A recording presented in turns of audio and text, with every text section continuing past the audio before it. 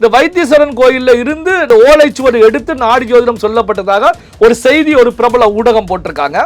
அந்த செய்தியில வந்து பாத்தீங்கன்னா அப்போ சிவன் அவர்களுடைய இளைய மகன் அப்படின்னா முருகனுடைய பெயர் வருகிறது.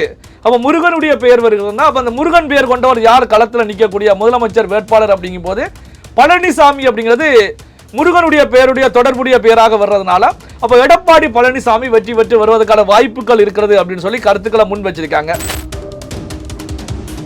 அப்ப எல் முருகன் முதல்வராக வருவதற்கான வாய்ப்புகள் இருக்கிறது அப்படின்னு கூட நம்ம எடுக்கலாம். காரணம் என்ன அப்படின்னா அதிமுகவுக்கு பாஜக பெருமளவில் அழுத்தம் கொடுத்துக்கிட்டு இருக்காங்க.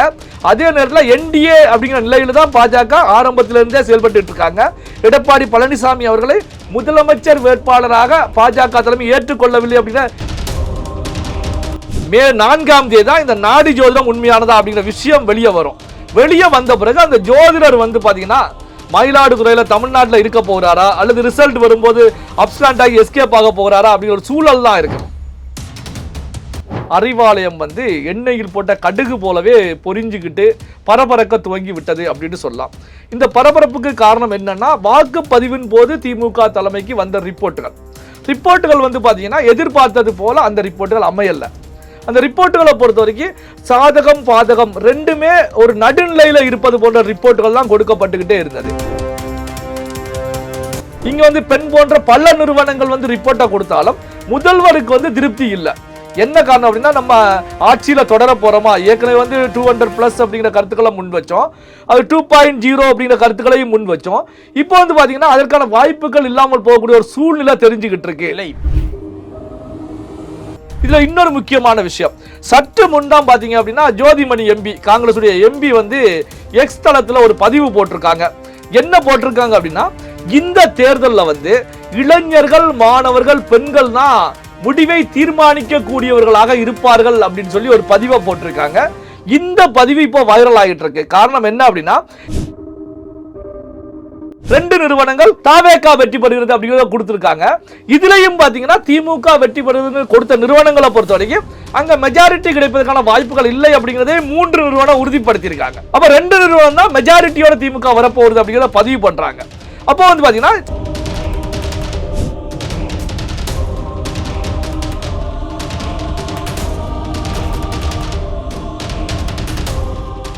ரியல் ஒன் உறவுகளே, நடுநிலையோடு பொறுப்புடன் செய்திகளை வழங்கி பல லட்சக்கணக்கான மக்களின் நம்பிக்கையை பெற்ற நமது சேனலின் வளர்ச்சிக்கு உங்கள் ஆதரவு தேவை. இந்த ஊடக பயணம் தொடர்ந்து வலுப்பெற திரையில் தெரியும் QR கோட் ஸ்கேன் செய்தோ அல்லது டிஸ்கிரிப்ஷனில் உள்ள வங்கி விவரங்கள் மூலம் உங்களால் முடிந்த அளவு சப்போர்ட் செய்யுங்கள். உங்கள் ஒவ்வொரு ஆதரவும் நமது குரலை இன்னும் பல லட்சம் பேரிடம் கொண்டு செல்ல உதவும். ரியல் ஒன் நேயர்களுக்கு வணக்கம். இன்று நம்மளுடைய நேர்காணலுக்கு பத்திரிகையாளர் திரு நல்லை சிவா அவர்கள் இணைஞ்சிருக்காங்க. சார் வணக்கம். வணக்கம் தமிழ். சார், தற்பொழுது திமுகவில் தொடர் மீட்டிங்ஸாக வந்து போயிட்டு இருக்கு. இப்போ அஃபிஷியலாக வந்திருக்கக்கூடிய ஒரு செய்திப்படி பார்த்தோம் அப்படின்னா சேலம், கிருஷ்ணகிரி வட்டாரத்தில் இருக்கக்கூடிய திமுக வேட்பாளர்கள் முதல்வரை சந்திச்சு ஆலோசனை நடத்திக்கிட்டு இருக்கிறதா வந்து ஒரு சில தகவல் எல்லாம் கிடைச்சிருக்கு. இந்த தொடர் மீட்டிங்க்கு என்ன காரணம்? அதாவது பார்த்தீங்கன்னா இந்த நீங்கள் கேட்ட கேள்வியே முக்கியமான கேள்விதான்.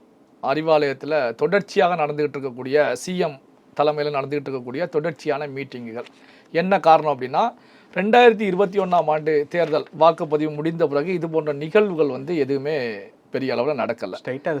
ஸ்ட்ரைட்டாக ரிசல்ட் அப்படிங்கிற நிலையில தான் போய்கிட்டு இருந்தாங்க. அப்போ 2021 இல்லாத அளவுக்கு ஏன் வந்து இப்போ திமுக தலைமை அண்ணா அறிவாலயம் வந்து ஒரு பரபரப்போட 24 மணி நேரமும் இயங்கிக்கிட்டு இருக்கு அப்படிங்கிற ஒரு விஷயம்தான்.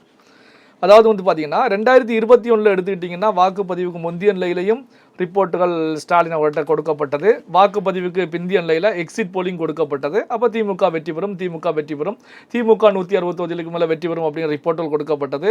பிரசாந்த் கிஷோருடைய ஐபேக் நிறுவனம் வந்து அதை கொடுத்தாங்க. ஸோ வந்து முந்தைய நிலையிலையும் கொடுத்தாங்க, அதுக்கு பிந்திய நிலையிலையும் கொடுத்தாங்க. ஸோ பார்த்தீங்கன்னா அப்போ வந்து ஒரு கிளியராக வந்து அங்கே ஒரு நிகழ்வுகள் நடந்துக்கிட்டே தான் இருந்தது. என்ன அப்படின்னா ஆப்போசிட்டில் அதிமுக வீக்காக இருந்தது. ஸோ அதே நேரத்தில் வந்து பார்த்தீங்கன்னா களமும் வந்து திமுகவுக்கு சாதகமான ஒரு நிலையில் இருந்தது. அதே நேரத்தில் ஐபேக் போன்ற பிரசாந்த் கிஷோர் போன்ற வீக வகுப்பாளர்கள் வந்து ஸோ நேரடியாகவே தமிழகத்தில் தங்கியிருந்து திமுகவுக்காக வேலை பார்த்தாங்க. பல அந்த ஸ்ட்ராட்டஜிஸ்டுகளை பொறுத்த வரைக்கும் பல எக்ஸ்பர்ட்டுகளை உள்ள இறக்கி அந்த டேட்டாக்கள் வந்து துல்லியமான டேட்டாக்களாக ஸ்டாலின் அவர்களிடத்தில் எடுத்து கொடுக்கப்பட்டது. அதனால நம்பிக்கையோட அவர் வந்து இருந்தாங்க, நாம இந்த முறை வெற்றி பெற்று விடுவோம், காரணம் என்னன்னா, இன்னொன்று எடப்பாடியார் வந்து அங்கே வீக்காக இருக்காங்க, புரட்சி தலைவி ஜெயலலிதா கிடையாது, எடப்பாடியார் ஆட்சி மீது ஆன்டி இன்கம்பன்சி பெரிய அளவில் இருக்கிறது.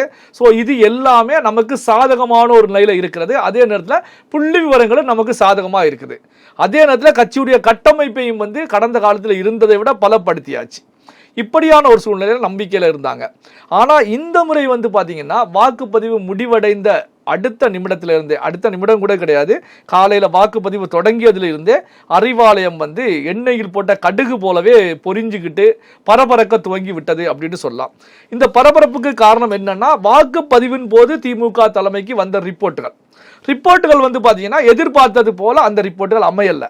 அந்த ரிப்போர்ட்டுகளை பொறுத்த வரைக்கும் சாதகம் பாதகம் ரெண்டுமே ஒரு நடுநிலையில் இருப்பது போன்ற ரிப்போர்ட்டுகள் தான் கொடுக்கப்பட்டுக்கிட்டே இருந்தது. வாக்குப்பதிவு முடிவடைந்த நிலையிலையும் இறுதியாக நள்ளிரவு வேளையில் திமுக தலைவரிடம் தமிழக முதலமைச்சர் மு.க. ஸ்டாலின் அவர்களுடைய கைக்கு வந்த ரிப்போர்ட்டும் வந்து பார்த்தீங்கன்னா ஒரு திருப்திகரமான ரிப்போர்ட்டாக இல்லை.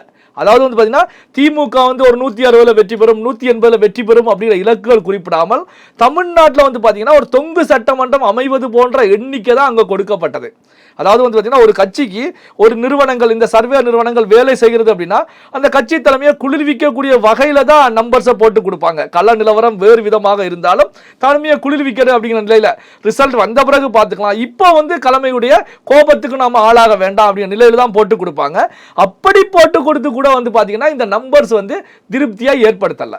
இப்படியான சூழ்நிலையில் தான் அப்போ வந்து நாம் அடுத்து என்ன செய்யலாம் அப்படிங்கிற நிலையில் தான் மு.க. ஸ்டாலின் அவர்களை பொறுத்த வரைக்கும், தமிழக முதலமைச்சர் அவர்களை பொறுத்த வரைக்கும் தொடர்ச்சியான மீட்டிங்குகள், களத்தில் என்ன நடந்துகிட்டு இருக்கு, அங்கே எவ்வளோ வாக்குப்பதிவு நடந்திருக்கு, 17C ஃபார்மை கொடுங்க, ஃபார்மில் எவ்வளோ பதிவாயிருக்கு, இதில் பதிவான வாக்குகளில் எத்தனை வாக்குகள் திமுக வாக்குகள், கடந்த காலத்தில் வந்து எத்தனை வாக்கள் இந்தந்த பூத்துக்கெல்லாம் எத்தனை வாக்கள் திமுக வாக்கள் வந்திருக்கு, அதில் எத்தனை வாக்கள் சிதறி இருக்கு. காரணம் என்ன அப்படின்னா, இங்கே வந்து பெண் போன்ற பல நிறுவனங்கள் வந்து ரிப்போர்ட்டை கொடுத்தாலும் முதல்வருக்கு வந்து திருப்தி இல்லை. என்ன காரணம் அப்படின்னா, நம்ம ஆட்சியில் தொடர போகிறோமா, ஏற்கனவே வந்து 200+ அப்படிங்கிற கருத்துக்களை முன் வச்சோம், அது 2.0 அப்படிங்கிற கருத்துக்களையும் முன் வச்சோம். இப்போ வந்து பார்த்தீங்கன்னா அதற்கான வாய்ப்புகள் இல்லாமல் போகக்கூடிய ஒரு சூழ்நிலை தெரிஞ்சுக்கிட்டு இருக்கு. இல்லை, இப்போவும் தான் தமிழக காங்கிரஸ் தலைவர் செல்வ பெருந்தகை 200க்கு மேலே வெற்றி பெறுவோம்ட்டு சொல்லிட்டு இருக்காரு. அதான் நம்ம ஏற்கனவே சொன்னோம் பார்த்தீங்களா. அதாவது வந்து ஒரு கட்சி தலைமையை திருப்தி படுத்தக்கூடிய வகையில் தான் வந்து இந்த எக்ஸிட் போல் அந்த நிறுவனங்கள் எல்லாம் செயல்படுவாங்க. அப்போ கூட்டணி கட்சி தலைவர் எப்படி செயல்படுவாங்க? ஏற்கனவே செல்வ பெருந்தகை மீது காங்கிரஸ் கட்சி பெரிய கோபத்தில் இருக்காங்க. காரணம் என்ன அப்படின்னா, தமிழகத்தில் இருந்து போன ரிப்போர்ட்ல வந்து ராகுல் காந்தியை பொறுத்த வரைக்கும் காங்கிரஸ் அதல பாதாளத்தில் இந்த சட்டமன்ற தேர்தலில் விழுகிறது. அதாவது சிங்கிள் டிஜிட்ல தான் வெற்றி பெறும். அப்போ சிங்கிள் டிஜிட் அப்படிங்கும் போது 28 தொகுதியில் முரண்டு பிடிச்சு வாங்கி போட்டியிட்டோம். ஒரு 50% கூட வெற்றி கிடையாது. சிங்கிள் டிஜிட்ல தான் தமிழக காங்கிரஸ் வெற்றி பெறுகிறது அப்படின்னா காங்கிரஸ் எது போன்ற தவறான முடிவை எடுத்திருக்கிறோம் அப்படிங்கிற நிலையில தான் காங்கிரஸ் தலைமை அங்கிருந்து டோஸை விட்டுக்கிட்டு இருக்காங்க. எந்த நிமிடத்தில் வேண்டுமென்றாலும் செல்வ பெருந்தகை தன்னுடைய பதவியை ரிசைன் பண்ணிட்டு கிளம்பணும், புதிதாக ஒரு தலைமையை கொண்டு வந்து உட்கார வைக்கணும். அந்த தலைமையை பொறுத்த வரைக்கும் இது போன்ற பொய்யான தகவல்களை கொடுக்காமல் காங்கிரஸ் கட்சியை தமிழ்நாட்டில் வெற்றி நிலைக்கு எடுத்து செல்லக்கூடிய ஒரு தலைமையை கொண்டு வந்து வைக்கணும் அப்படிங்கிற நிலையில தான் ராகுல் காந்தி இப்போ பிளான் பண்ணிட்டு இருக்காங்க. இது கூட கண்கட்ட பிறகு சூரிய நமஸ்காரம் அப்படின்னு தான் சொல்ல முடியும். தேர்தல் முடிவடைஞ்சிருச்சு. தேர்தலுக்கு முந்தைய நிலையில செய்ய வேண்டிய வேலையை கண்கட்ட பிறகு சூரிய நமஸ்காரமாக டெல்லி காங்கிரஸ் தலைவர்கள் பார்க்கறாங்க. இதுல நீங்க வந்து காங்கிரஸை கேட்கும் போதா, செல்வ பெருந்தகை அவர்களை சொல்லும் போதா, இதுல இன்னொரு முக்கியமான விஷயம், சற்று முன்தான் பாத்தீங்க அப்படின்னா ஜோதிமணி எம்பி, காங்கிரஸ் எம்பி வந்து எக்ஸ் தளத்துல ஒரு பதிவு போட்டிருக்காங்க. என்ன போட்டிருக்காங்க அப்படின்னா, இந்த தேர்தலில் வந்து இளைஞர்கள், மாணவர்கள், பெண்கள் தான் முடிவை தீர்மானிக்க கூடியவர்களாக இருப்பார்கள் அப்படின்னு சொல்லி ஒரு பதிவை போட்டிருக்காங்க. இந்த பதிவு இப்போ வைரல் ஆகிட்டு இருக்கு. காரணம் என்ன அப்படின்னா, ஏற்கனவே வந்து பாத்தீங்கன்னா திராவிட கட்சிகள் அதிமுகவாக இருக்கட்டும், திமுகவாக இருக்கட்டும், இளைய தலைமுறையினுடைய வாக்குகளை பெருமளவு இழந்துட்டாங்க.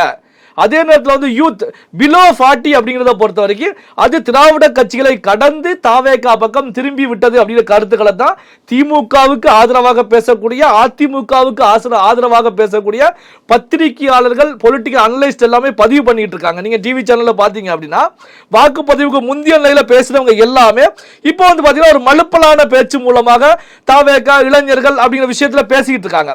இப்படி பேசக்கூடிய நிலையில பாத்தீங்கன்னா இப்ப ஜோதிமணியும் பாத்தீங்கன்னா இதுதான் தீர்மானிக்க போறது அப்படின்னா வெற்றி யாருக்கு வரப்போறது அப்படிங்கிற ஒரு கேள்வி உருவாகிட்டு இருக்கு. என்னன்னா, இளைஞர்கள், பெண்கள் ஓகே, மாணவர்கள் அப்படிங்கிறதையும் சேர்த்திருக்காங்க.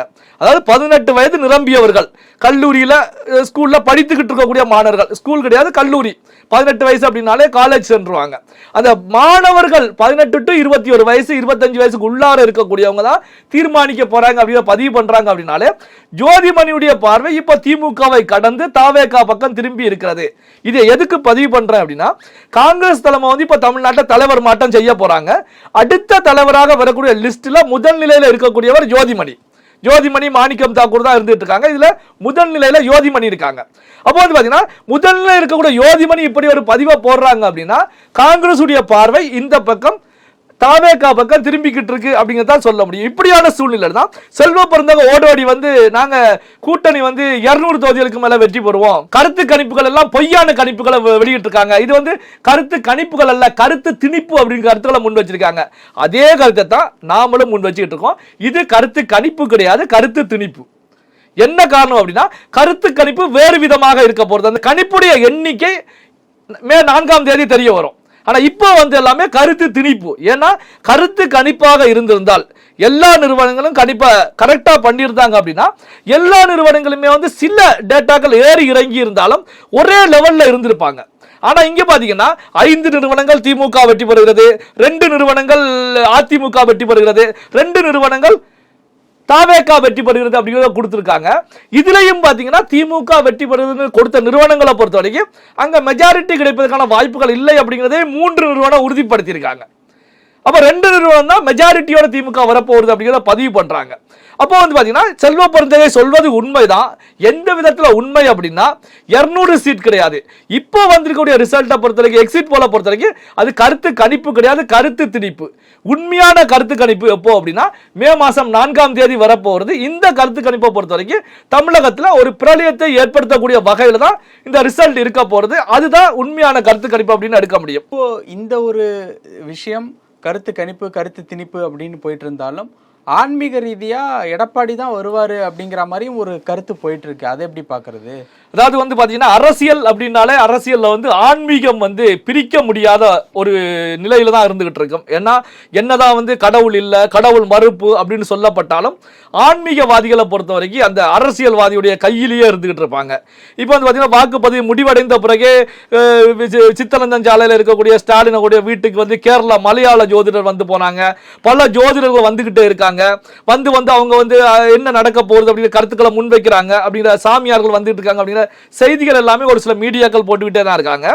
இப்படியான சூழ்நிலையில் தான் பார்த்தீங்கன்னா மயிலாடுதுறையில வைத்தீஸ்வரன் கோயில் நாடி ஜோதிடம் அப்படிங்கிறது காலங்காலமாக ஒரு புகழ்பெற்றதாக தான் இருந்துகிட்டு இருக்கு. அதே நேரத்தில் நாம சொல்லக்கூடிய விஷயம் என்ன அப்படின்னா, ஜோதிடங்கள் வந்து உண்மையானது தான், அதுல மாற்று கருத்து இல்லை. ஆனா ஜோதிடர்கள் உண்மையானவர்களாக இருக்கிறார்களா அப்படிங்கிறது ஒரு கேள்விக்குறியான விஷயம் தான். அதை கரெக்டாக சொல்லக்கூடியவங்க, கரெக்டாக கணிச்சு சொல்லக்கூடியவங்க இருக்கிறார்களா அப்படின்றது 99% இல்லை அப்படின்னு சொல்லக்கூடிய நிலையில தான் இருக்காங்க.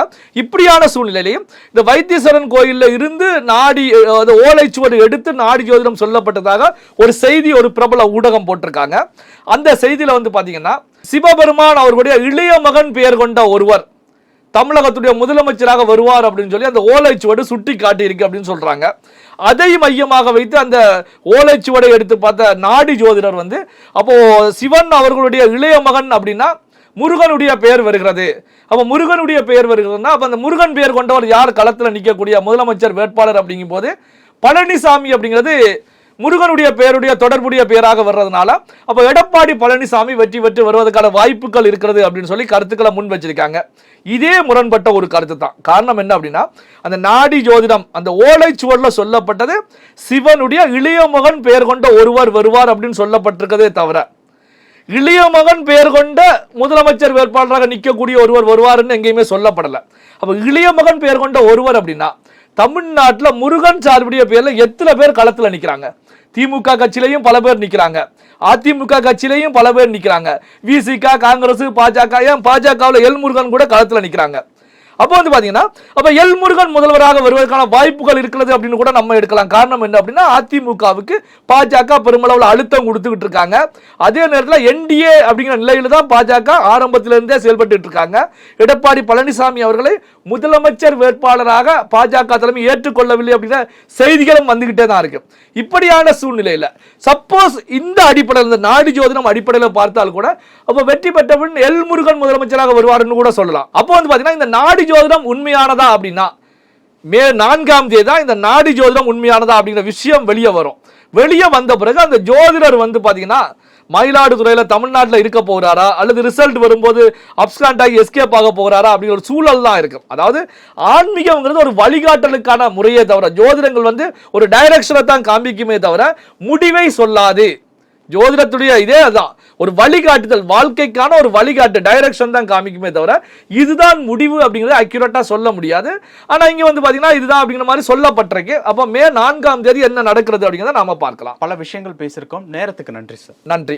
உங்கள் பிசினஸ் இன்னும் அதிக மக்களை சென்றடைய வேண்டுமா? இன்றைய டிஜிட்டல் உலகில் சரியான ப்ரமோஷன் தான் வெற்றியின் முதல் படி. தமிழகம் முழுவதும் பல லட்சக்கணக்கான பார்வையாளர்களை தினமும் சென்றடையும் ரியல் ஒன் யூடியூப் சேனல்களில் உங்கள் பிசினஸ் இனி எல்லோரும் அறியட்டும்.